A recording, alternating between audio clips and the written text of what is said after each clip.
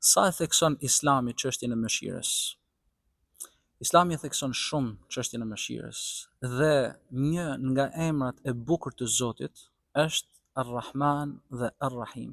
Pra, mëshirues, mëshirdhënës. Ai person i cili mëshiron përfiton drejt për drejt nga mëshira hyjnore. Profeti jon Muhamedi, paqja dhe bekimi i Zotit qoftë mbi të, ka thënë: mëshiruesat i mëshiron mëshiruesi. Mëshironi ata në tokë që t'ju mëshiroj ai në qiell.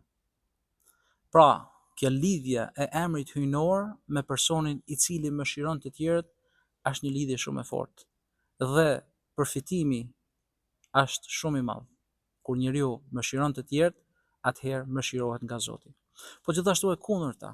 Profeti jon Muhamedi alayhis salam në një hadith tjetër ka thënë që ata të cilët nuk mëshirojnë të tjerët, nuk mëshirohet nga i Madhi Zot.